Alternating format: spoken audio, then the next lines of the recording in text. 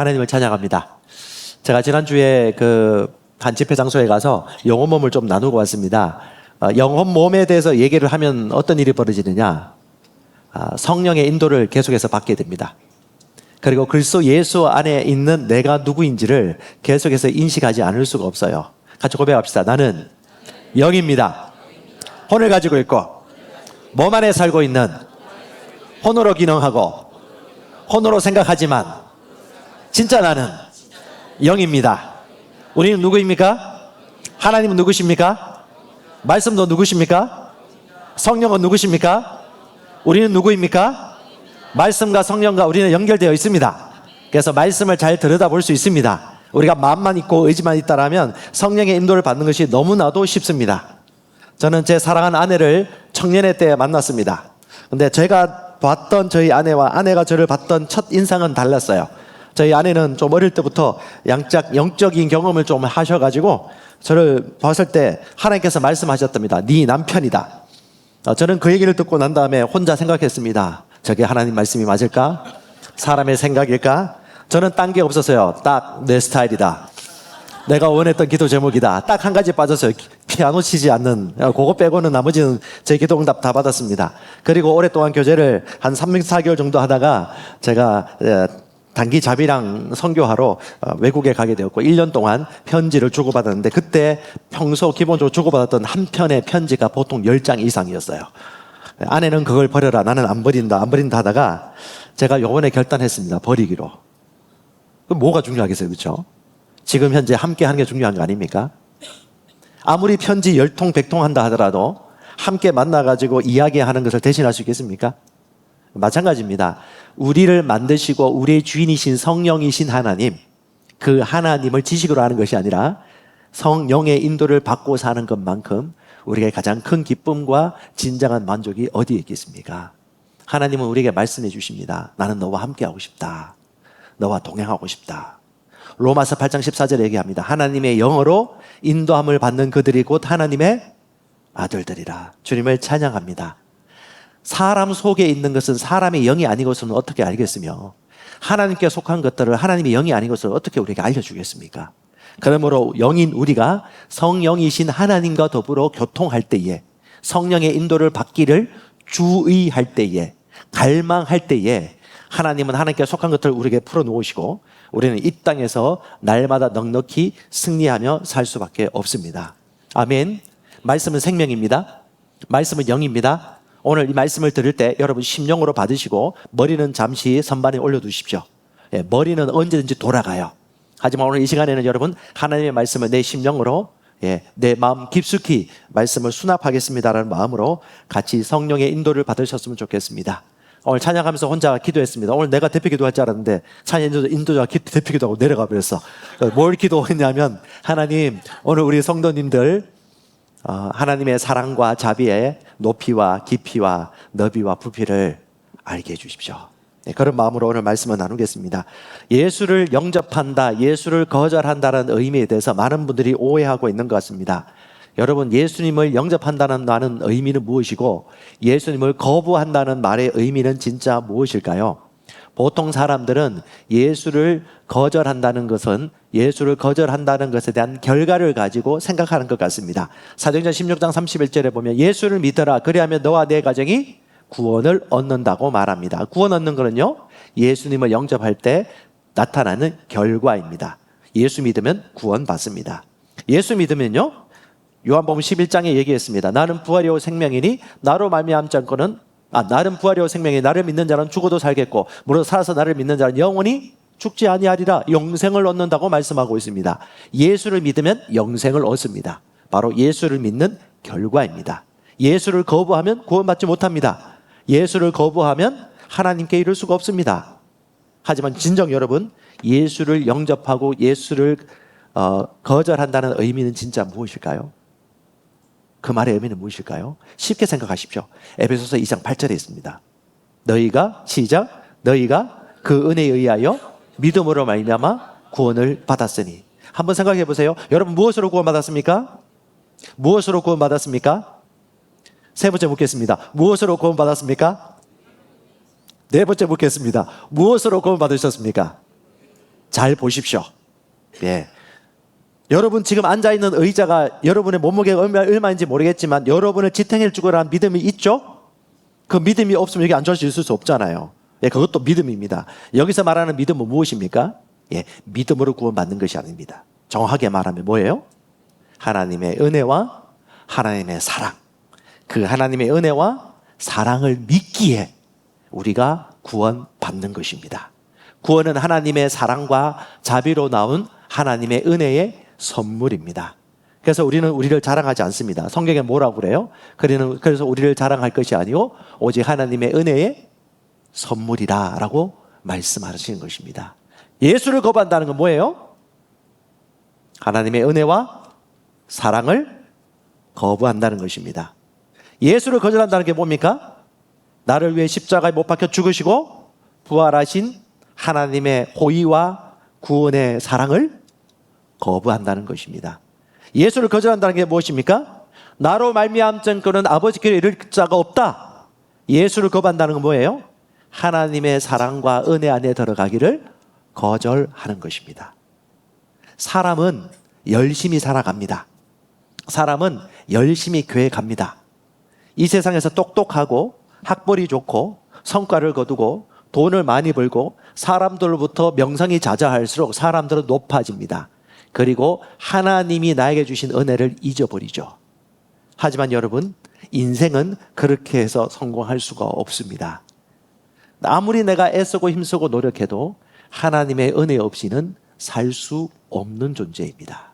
많은 나무가 이 땅에 많지만 그 나무 뿌리가 뿌리채 뽑히면 결국 말라 죽듯이 우리 인생의 뿌리는요 하나님께 연결되어 있습니다. 하나님의 은혜와 사랑으로 저와 여러분은 구원받았습니다. 인간에게서 어떤 행위로도 이를 이룰 수 없습니다. 그러므로 우리는 객관적으로 접근하셔야 돼요. 인생에 있어서 모든 것에는 자유가 있지만 또 그에 따르는 책임이 있습니다. 그리스도인들이라면 자유와 책임의 균형을 이루셔야 돼요. 은혜는 하나님이 주신 선물입니다. 하나님이 값없이 우리에게 베풀어 주신 은혜의 선물들이 산 꼭대기 위에 준비되어 있어요. 은혜는 하나님이 예수를 믿을 때 헬리콥터 타고 우리를 들어 올려가지고 그 꼭대기에 이미 올려놓아 주셔서 그 꼭대기에서 하나님이 이루신 은혜의 선물들을 보게 하십니다. 믿음은요, 그 위에 있는 것들을 보고 인정하고 받아들이고 감사하는 것입니다. 내가 그걸 보기를 거절한다면, 내가 믿지 않는다면 아무리 모든 것이 가하나 나와는 상관이 없습니다. 그래서 여러분, 저와 여러분들은 객관적으로 보셔야 돼요. 사람들이 지옥 가는 이유는요, 그들의 죄 때문입니다. 하지만 죄보다 더 중요한 것이 있습니다. 죄는 문제가 아니에요. 죄의 값을 치르신 그 예수의 십자가의 피와 은혜를 거절하는 것이 문제인 것입니다. 그들의 죄값을 이미 지불하신 예수님을 거절했기에 지옥에 가는 것입니다. 예수를 거절하면 자신의 죄값에 대해 자신이 책임을 지고 죄값을 치러야 합니다. 즉, 내 인생의 죄값을 내가 치르겠습니다라고 작정하는 것이 예수를 거절하는 것입니다. 네 번째, 그러므로 가장 중요한 것은 당신이 예수님을 받아들이는지 안 받아들이는지 여부이고요. 예수님을 받아들인다는 것은 뭡니까? 하나님의 은혜와 사랑을 받아들이는 것입니다. 이 말은 곧 내 인생의 주인은 내가 아니고 하나님이 내 삶의 주인이심을 인정하는 것입니다. 주님이 우리의 주이십니다. 주님이 우리의 왕이십니다. 주님이 우리의 참 왕이십니다. 그분이 우리를 인도해 주십니다. 그러므로 주께서 말씀하십니다. 여호와를 신뢰하고 네 명철을 의지하지 말라. 이성주의 시대입니다. 합리주의 시대입니다. 과학주의 시대입니다. 계몽주의 시대입니다. 거기서 더하여 포스트 모더니즘 시대입니다. 내가 느끼는 게 중요합니다. 진리는 절대적이 아니라 상대적이라고 얘기합니다. 내가 느끼는 대로 성별도 많다고 생각합니다. 그들은 그런 이론의 사조의 광고를 듣고 홍보를 듣고 방송을 보면서 그들은 맞다고 동의를 하고 있습니다. 하나님이 말씀하십니다. 네 명철을 의지하지 말아라. 네 계획 의지하지 말아라. 네가 완벽하게 세워놓은 프로젝트 의지하지 말아라. 주님의 말씀하십니다. 나를 신뢰해라. 주님을 신뢰한다는 게 무엇입니까? 하나님의 말씀을 신뢰하는 것입니다. 주를 신뢰한다는 것이 무엇입니까? 하나님의 존재를 인정하고 성령의 인도를 받는 것을 말합니다. 아침에 눈 뜰 때부터 해 지면서 눈을 감을 때까지 내 인생의 주님은 누구십니까? 내가 사는 것입니까? 나의 주인이신 예수님의 인도를 받으며 사는 것입니까?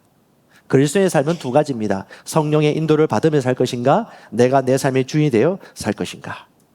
하나님의 은혜 아니고서는 저와 여러분들은 진정한 만족과 진정한 행복과 진정한 성공과 진정한 화목에 이룰 수가 없습니다. 하나님의 은혜입니다. 주님의 사랑의 은혜입니다. 제가 연애 얘기 잠시 얘기했는데요. 저는 영을 몰랐을 때였습니다. 영을 모른다는 말은 무슨 말입니까?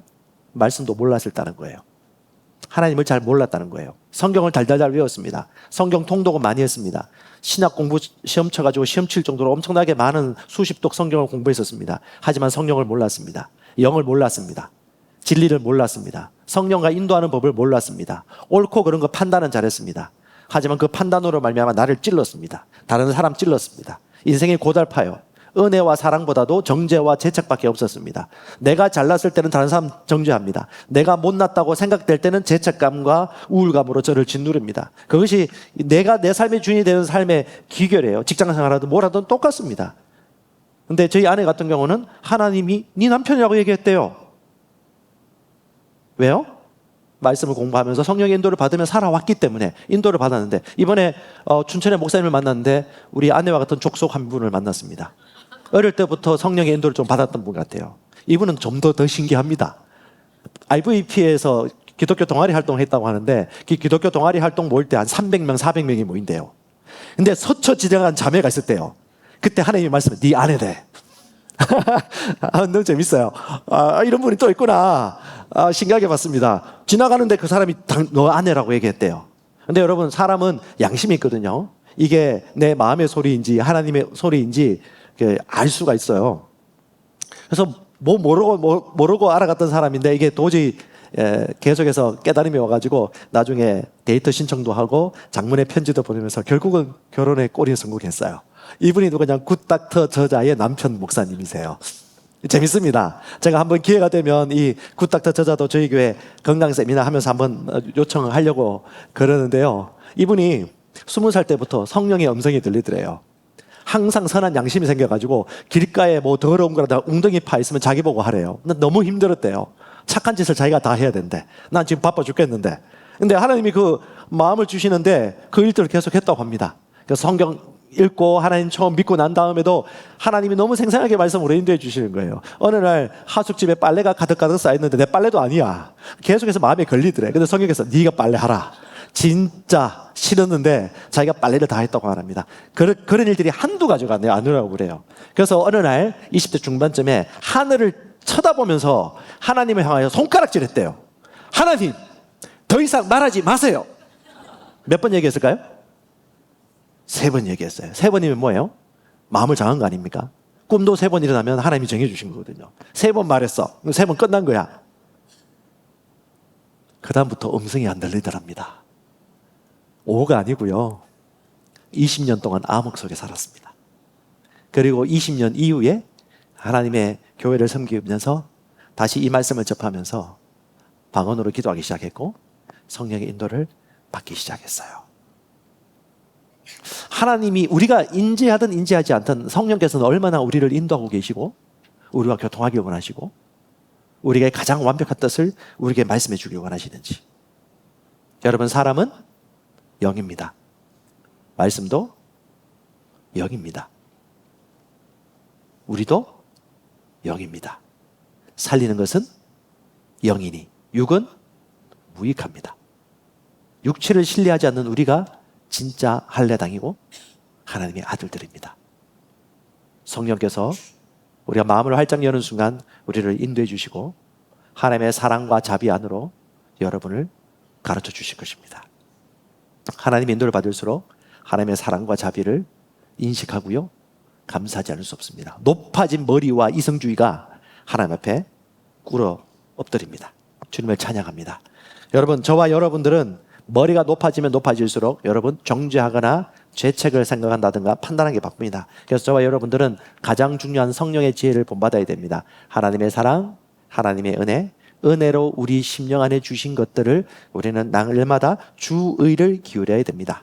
여러분 잘 아시는 메슬로의 욕구 5단계 이론이 있습니다. 너무 잘 분별한 것 같아요. 사람에게는 기본적인 욕구가 5단계를 통해서 충족되어지는데 첫 번째 생리적, 기본적인 욕구입니다. 이것이 없으면 사람들은 살 수가 없습니다. 먹어야 되고요, 마셔야 되고요, 또 잠도 자야 되고요, 따뜻해야 됩니다. 그 다음에 안전 욕구입니다. 소속감, 나 혼자가 아니라 함께 소속되어 있다, 보호받고 있다는 이 안전 욕구가 있어야 됩니다. 여러분 이 메슬로우 5단계 욕구의 핵심이 뭐냐면 각 단계 욕구별로 하나하나 채워서 올라간다는 겁니다. 두 개를 같이 추구할 수는 없어요. 하나를 추구하면 그 다음 단계로 반드시 올라가는, 1단계가 채워져야지 2단계 욕구가 채워진다는 것입니다. 그래서 우리나라가 60, 70년대 보릿고개 그리고 가난한 시절에 기본적인 생리적 욕구, 안전의 욕구를 추구하다가 이후에 어떻게 해요? 소속감과 애정감과 자아 실현의 욕구까지 결국 충족되어져 가는 그런 사회의 일련 발전 과정을 경험한 거예요. 그 다음에 소속, 사람들과 관계 속에서 인정받고 싶고 사랑받고 싶고 애정의 욕구가 있는 것입니다. 이것이 점점 가면요, 사람부터 존경받고 싶어져요. 그래서 자기가 필요가 채워지면 그 다음은요, 존경받고 인정받으면서 뭔가 의미 있는 일을 하고 싶고, 내 삶의 존재의 목적이 무엇이야. 예전에는 열심히 일하면서 그날 벌어먹고 살면서 열심히 일을 하고 그랬는데 점점점 살아가면서 인생의 규모가 잡히면서 내가 왜 살아가는 것이지, 내가 왜 돈을 버는 것이지, 아침에 왜 출근하고 왜 저녁에 오는 것이지, 내가 애를 왜 키우는 것이지, 내가 왜 학업을 하는 것이지에 대한 의문이 들어오는 것이죠. 왜? 인간은 영적 존재이기 때문에 그 인생의 목적에 대해서 항상 갈급함을 가지고 있습니다. 그런데 여러분, 후반부로 가면 갈수록 마지막이 뭐냐면 자아 실현 욕구인데, 이걸 가리켜서 생산적 욕구 단계라고 말합니다. 이거는 자발적으로 내가 원하여 스스로 취하는 거예요. 이제 이 고단계로 올라갈수록 두 가지 나뉩니다. 하나 뭐냐? 내 명철을 의지하느냐? 하나님은 내 삶의 주인으로 삼느냐?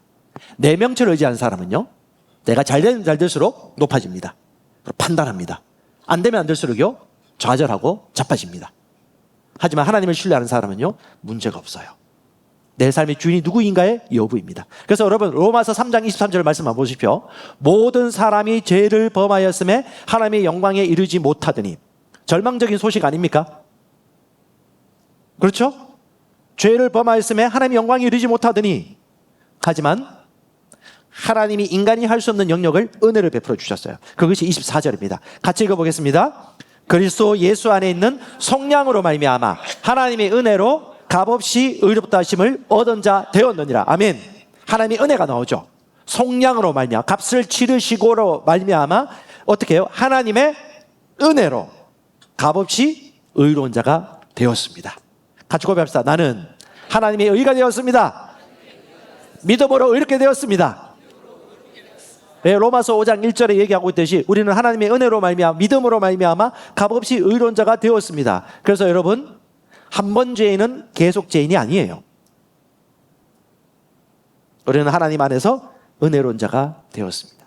이 은혜를 알고 있기 때문에 저와 여러분들이 이 좋은 황금 공휴일 날, 우리 삶의 주인이시고 내 삶의 왕이신 하나님을 경배하고 찬양하기 위하여 그 축구를 인정하러 이 자리에 모였습니다. 여러분 잘 아시는 영화 장발장 아시죠? 거기 보면 여러분 잘 아시는 자베르하고 장발장이 나옵니다. 장발장은 도둑질을 하다가 들켰는데 나중에 주교가 얘기합니다. 내가 너에게 주고자 한 걸 왜 다 안 가지고 갔니? 라고 하면서 용서하고 용납하고 정죄하지 않고 은혜를 베풀어 줍니다. 장발장은 거기서 하나님의 은혜와 사랑을 경험합니다. 그리고 그는 그 은혜의 발판 삼아 시장이 되어지고 또 다른 사람들을 돕는 선한 일들을 하는 자로 살아가게 되어집니다. 하지만 이 장발장이 도둑이고 나쁜 놈이라는 정의에 불타는, 여러분 잘 아시는 우리 이 러셀 크로우 연기를 너무 잘했던 것 같아요. 자베르는 하나님의 뜻을 위하여 정의를 수호하기에 불타는 영혼이었습니다. 그에게 모토는요, 우리 한국 해병대와 닮았습니다. 한 번 해병은 영원한 해병, 한 번 죄인은 영원한 죄인. 죄인은 심판받아야 된다. 값없는 은혜로 구출받고 새 사람이 되었음에도 열혈 정의의 사도인 자벨의 눈에는 장발장은요, 여전히 죄인이었습니다. 집요한 추적을 하면서 그를 넘어뜨리기 위하여, 그에게 죄를 정죄하기 위하여 그는 쫓아다녔죠. 죽을 뻔한 위기에 올 때 신기하게도 장발장이 자베레를 구출해 줍니다. 구원해 줍니다. 그때부터 혼동이 와요. 내가 알고 있는 법과 하나님의 정의는 죄에 대해 심판해야 되는데 은혜가 임하면서 고통과 번민이 오기 시작합니다. 그의 딜레마는 뭐냐? 사랑과 자비와 용서를 머리로 이해할 수 없다. 그는 계속 이해하려고 했어요. 그래서 이해할 수 없어서 결국 스스로 목숨을 거둡니다. 여러분, 하나님의 사랑과 은혜는요, 머리로 계산해서 할 수 없습니다. 우리의 존재의 깊은 심령에서 받아들이는 것입니다. 내 명체를 내려놓고 하나님의 사랑과 은혜를 온 마음을 다해 찬양하고 경배하는 것이죠. 저는 사람들을 만날 때마다 그런 생각을 합니다. 하나님, 저와 우리 성도들 만나는 분들이 진짜 다 영을 알았으면 좋겠습니다. 하나님을 알았으면 좋겠습니다. 영의 인도를 받는 거, 영의 흐름을 따라 살아가는 거, 말을 다룰 줄 알고 내가 어떤 분위기와 어떤 생각을 함으로 말미암아 인생이 이렇게 흘러갈 것인지를 영 안에서 알면 그것을 영으로 기능한다고 하거든요. 우리가 다 알았으면 좋겠다는 마음을 가집니다. 여러분, 영을 알기 위해서는요, 영이신 하나님을 주의하고 그분과 친밀하게 만나면 됩니다. 성경의 인물도 있습니다. 아닌 사람도 있습니다. 장발장, 가늠한 여인, 향유 붓는 여인, 삭개오. 한 번 죄인은 영원한 죄인입니까? 하나님의 은혜로 이 사람들은 용서함을 받고 새 사람이 되었습니다. 여러분, 한 번 죄인 남편은 영원한 죄인입니까? 남편을 존경할 만해서 사랑하는 겁니까? 존경하는 겁니까? 그렇게 존경할 만한 사람은 아무도 없습니다. 존경함으로 존경할 수 없음에도 불구하고 존경하는 것입니다. 때로는 아내를 사랑할 수 없음에도 사랑하기로 결단하는 것입니다. 자녀의 미래를 축복하기 힘든 그런 모습이 보인다 할지라도 하나님이 나에게 자녀를 사랑하는 자녀를 주셨고 축복할 만한 위치에 주셨기 때문에 내가 축복해 주는 것입니다. 그를 존경할 만하지 않을 때, 존경할 때 그는 존경스러운 사람이 되고, 그를 축복하지 않을 만한 그런 모습이 보일 때 내가 축복하는 자이기 때문에, 축복받는 자이기 때문에 축복하면 그는 축복받는 인생을 사는 것입니다. 의롭게 산다고 해서 의인이 되는 것이 아닙니다. 의롭게 태어났기 때문에 의롭게 살아가는 것이고, 자비와 은혜와 사랑을 받았기 때문에 자비와 은혜, 사랑을 베풀 수 있는 것입니다. 고백합시다. 나는 은혜에 주목합니다. 여러분 기억하십시오. 같이 고백합시다. 나는 완전히 용서받았으며 의롭다고 인정받았습니다. 여러분 인정하지 않던 예수 믿었다면 여러분 의롭게 된 자입니다. 하나님은 여러분을 의로 태어나게 하셨습니다. 하나님처럼 의로운 자입니다. 여러분 영은요, 하나님처럼 완벽하게 의롭습니다. 거룩합니다. 그러므로 하나님은 성령께서 우리 안에 거하시도록 하신 것입니다. 저와 여러분들의 속사람은 영은요 완벽합니다. 하나님이 의롭게 하셨습니다. 주님을 찬양합니다. 고백합시다. 나는 영원히 정죄받지 않습니다. 예, 정죄 자체가 뭐예요? 물론 양심이 있기 때문에 정죄를 받습니다. 하지만 그리스도 예수 안에 있는 자에게는 이제는 죄 문제가 해결받고 예수의 의로 말미암아 그 모든 정죄감으로부터 자유케 되었습니다. 왜? 율법 아래 있지 않고 은혜 아래 있기 때문에. 아멘. 우리 위에 은혜가 있어요. 법이 있는 것이 아닙니다. 이제 그리스도 예수 안에 있는 자에게는 결코 정죄함이 없나니, 정죄는 우리와 상관이 없습니다. 죄를 지으면 즉시 회개하고 돌이켜서 새롭게 살아가면 됩니다. 고백합시다. 나는 그리스도의 마음을 받았습니다.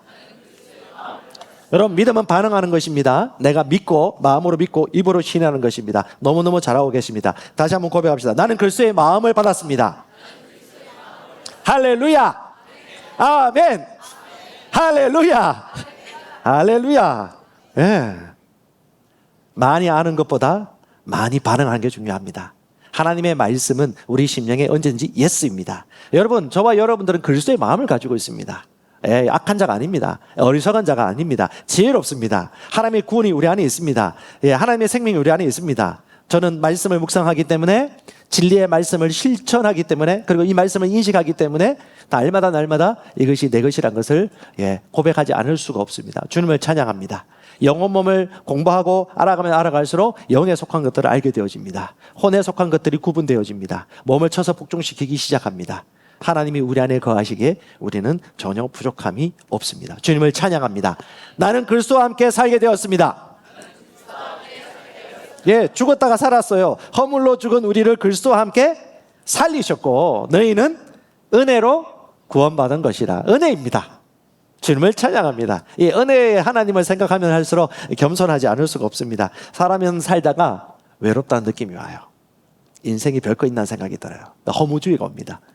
고독과 쓸쓸함이 옵니다. 이 외롭다는 건요, 느낌이에요. 예, 변화받아야 될 옛사람의 느낌이고 감정이고 생각이고 혹은 선택일 수 있습니다. 그런데 여러분, 이 느낌을 이겨오는 것이 우리 세 사람의 영의 갈망이에요. 뭐냐?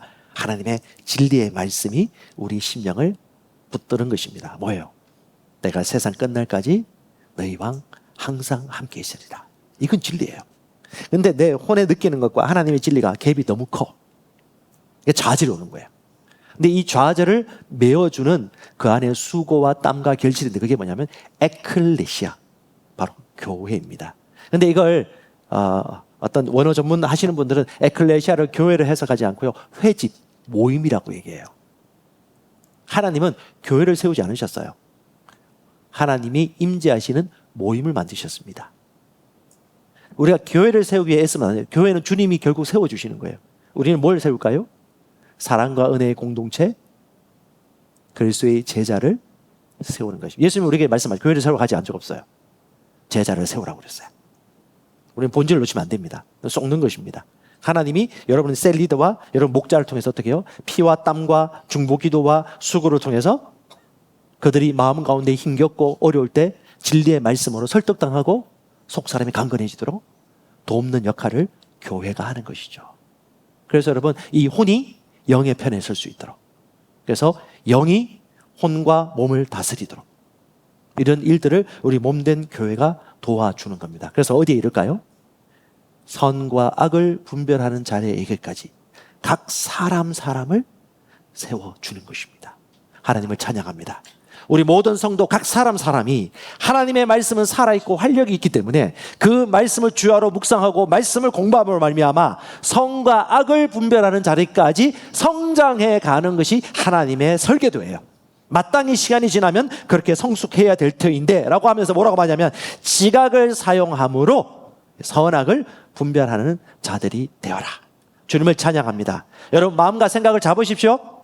네, 생각나는 대로는 살지 않습니다. 느껴지는 대로 나를 인정하지 않습니다. 하나님의 영의 말씀을 통해서 혼에 속한 것과 육신에 속한 것들, 옛사람의 자아에 속한 습관들과 옛사람의 기질들과 혹은 그 분위기들을 하나님의 말씀을 통해서 옳은 것인지 거룩된 것인지 받을 만한 것인지 거부해야 될 것인지를 저와 여러분들은 이제 분별할 때가 되었습니다. 주님을 찬양합니다. 자, 고린도후서 4장 6절 이하에 보면 그 원칙이 좀 잘 나와 있어요. 이런 방식으로 여러분 이해하는 것입니다. 뭐냐? 첫 번째, 지혜와 통찰로입니다. 하나님이요, 우리가 성령과 동행하고 말씀을 공부할수록 우리 안에 빛이 드러나게 해주십니다. 그러면 어떤 일이 벌어지냐? 하나님께서 예수 그리스도의 얼굴에 있는 하나님의 영광을 아는 빛을 어디? 우리 마음에 비춥니다. 이게 뭐예요? 계시와 통찰력이에요. 알게 되어요. 성령과 동행할수록, 하나님의 말씀을 알수록, 그 다음은요, 인식이 되어집니다. 뭐예요? 하나님의 은혜와 능력과 보호하심이 나와 함께 있구나. 같이 고린도후서 4장 7절 읽어볼까요? 우리가 이 보배를 질그릇에 가졌으니 이니 심히 큰 능력은 하나님께 있고 우리에게 있지 아니함을 알게 하려면. 안 거예요. 아, 이게 내 능력으로 된 게 아니구나. 하나님의 은혜의 빛을 비추어 내 마음에 비췄는데 심히 큰 능력은 내게 있지 않고 내 안에 계신 하나님께 있구나. 주님을 의식하죠. 주님의 은혜와 자비를 인식합니다. 할렐루야. 그러면요, 인간의 마음과 감정과 의지가 발동됩니다. 성령을 통해서. 영을 따라 어떻게 해요? 마음은요, 올바른 사고를 하게 되고요, 감정은 올바른 느낌을 추구하게 되고요, 의지는 올바른 선택을 하게 됩니다. 그래서 우겨쌈을 당하여도 쌓이지 않고요, 답답한 일을 당해도 답답해서 넘어지거나 자빠지지 않고요, 박해를 받아도 버려지지 않고요, 거꾸로짐을 당해도 망하지 않습니다. 누가복음 16장은 여러분 집에 가서 공부하라고 적어놨습니다. 하나님이 주신 통찰력, 그리고 여러분 안에 주신 하나님이 계시. 그 가운데 우리의 마음과 감정과 의지는 어떻게 순종하고 따라갈 것인지를 여러분 생각하십시오. 우리는 율법을 자랑하지 않습니다. 우리는 하나님의 은혜와 은혜의 복음을 자랑합니다. 우리가 전할 것은 정죄가 아닙니다. 손가락질 아닙니다. 하나님의 은혜의 복음을 증거합니다. 하나님의 은혜를 자랑합니다. 하나님의 은혜의 지극히 부요함을 이 세대에 나타냅니다. 주님을 찬양합니다. 그래서 사도 바울은 얘기합니다. 나는 떠나고 같이 할 수 없지만 여러분들에게 영원히 있는 것이 있다. 뭐냐? 하나님과 그 은혜의 말씀이 여러분을 든든하게 세울 것이고 여러분에게 유업을 줄 것이다. 주님을 찬양합니다. 그 유업이 무엇입니까? 우리 세가족 반에서 배웠듯이 아브라함에 주신 그 복. 자녀의 복뿐 아니라 여러분 재물뿐 아니라 여러분 삶의 모든 관계에서 그리고 사람이 구출받고 여러분의 사업 가운데서도 모든 분야에서 영혼 몸이 들어가도 나와도 하나님이 주신 진리로 말미암아 부유해지고 풍요해지고 결국 구원받을 영혼들에 대해서 걱정하지 아니하고 믿어주고 그걸 기대할 수 있는 은혜가 저와 여러분들에게 있는 것이죠. 그래서 예수께서 우리 안에 계십니다. 그래서 여러분 신약 성경의 핵심, 새 언약의 핵심은요 그리스도 예수 안에서란 말이에요. 그리스도 예수 안에 있는 우리가 신약 성경의 핵심입니다. 그리스도 예수 안에 있는 우리가 누구인가? 우리의 정체성이 무엇인가에 대해서 우리는 지속적으로 주목하고 바라보면 바라볼수록 성령의 은혜와 사랑이 우리의 삶을 다스리고 인도해 주십니다. 아멘. 옛사람의 생각과 마음에서 걸어 나오십시오. 우리는 거듭난 새 영입니다. 네, 사진 잘 나왔죠? 내 사진 아닙니다. 찍어야겠네요. 네, 따라합시다. 나는 새 사람입니다. 거듭난 새 영입니다. 이전 것은 지나갔으니 새 것이 되었다. 새 것이 되었다. 믿음은 어디 있다고요? 마음에 있고 어디 있다고요? 입에 있다고요. 여러분 고백하신 분들 너무 잘하셨습니다. 저는 오늘 일부러 여러분 트레이닝 시키고 있습니다. 하나님의 말씀을 묵상하고 있습니다. 말씀 묵상은 따로 할 필요 없어요. 모였을 때 하고요. 생각날 때 하고요. 규칙적으로 하는 것입니다. 하나님의 말씀은 우리를 살려주십니다. 영이고 생명입니다. 주님을 찬양합니다. 그래서 여러분 한번 실습 한번 해보십시다. 요한일서 5장 2절 3절 보면 어떤 느낌이 드세요? 한번 읽어보십시오. 우리가 하나님을 사랑하고 그의 계명들을 지킬 때에 이로써 우리가 하나님의 자녀를 사랑하는 줄 아느니라. 하나님을 사랑하는 것은 이것이니 우리가 그의 계명을 지키는 것이라. 그의 계명은 무거운 것이 아니로다. 보통 사람들 같은 경우 이 말씀을 보면 이렇게 생각합니다. 하나님을 사랑하며 계명을 지켜야지 우리는 하나님의 자녀를 사랑하는 거야 라고 율법적으로 접근하거나 머리로 해석해요. 하지만 여러분 이 말씀의 의미를 정확하게 다시 한번 생각한다면요, 하나님의 은혜와 사랑과 자비로 말미암아 너가 구원을 받았고 너는 이해할 수 없는 그 은혜에 동참한 자가 되었으니 그를 사랑하는 것이 기쁘고 마땅하지 아니하냐? 우리가 이렇게 사는 것이 마땅하지 아니하냐? 너희가 의로운 것이 당연한 것이 아니냐? 세상의 빛이 아니냐? 세상의 소금이 아니냐? 너는 그리스도의 마음을 가진 자가 아니냐? 여러분 부유한 자입니까? 부유한 뭔가 보여야지 부유한 자입니까? 부유한 자는 부유한 생각을 합니다. 부유한 자는 부유하게 삽니다.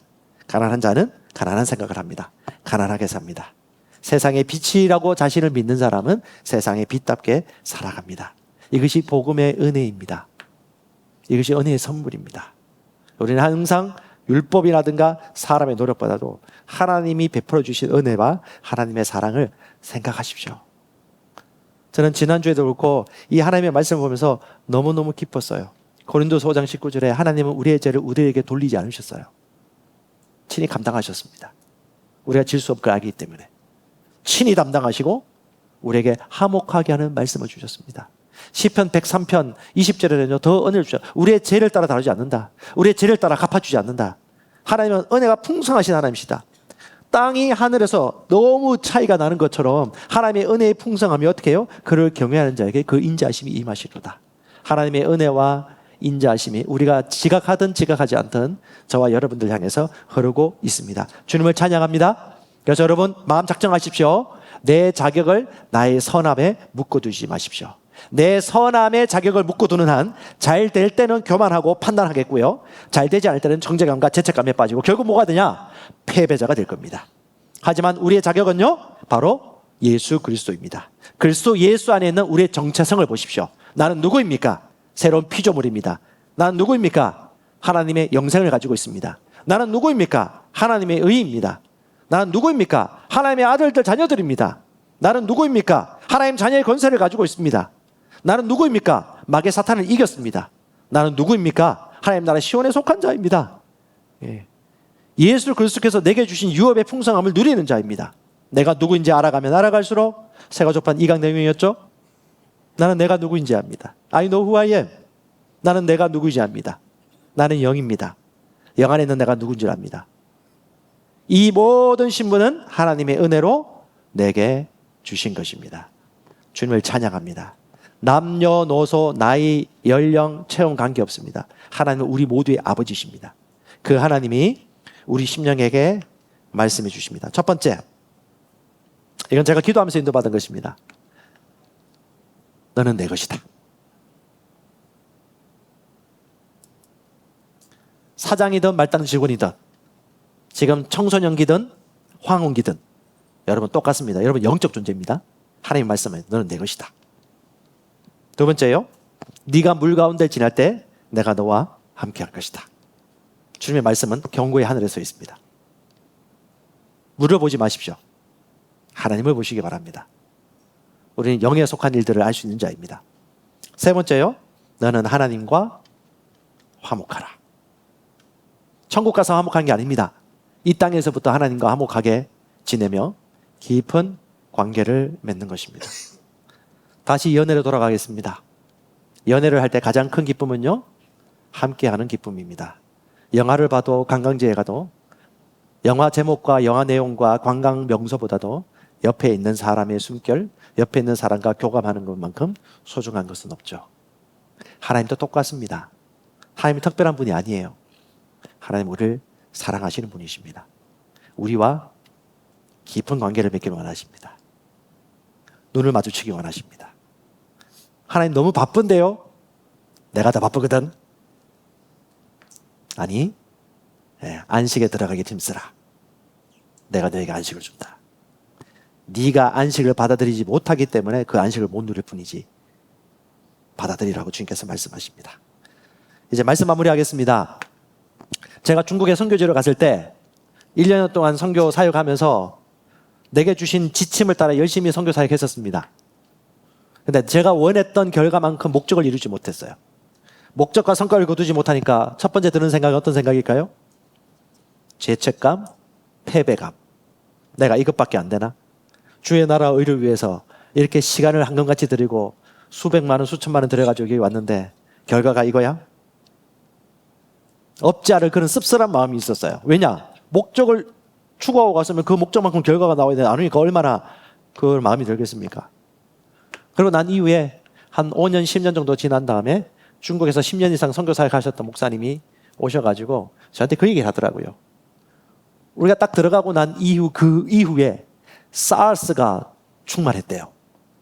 근데 이 사스가 충만하고 난 다음에 중국인들의 영혼들이 마음이 가난해져가지고 그때부터 예수님을 그렇게 영접을 많이 했다고 합니다. 그리고 이번에 제자를 많이 세웠어요. 그 가운데 선교사로 자원하고 헌신하는 분들이 지금 현재 중국이 지금 엄청 핍박하잖아요. 그래서 지금 베트남이라든가 동남아 국가로 와서 선교 사역을 감당하고 있다고 말합니다. 지금 방글라데시가 여러분 아시는지 모르겠지만 그 반정부 시위 학생들 때문에 유혈 충돌이 일어났고 방글라 선교사님이 지금 시골에 가 있는데 약간 기독교인들 박해하는 분위기가 있다고 합니다.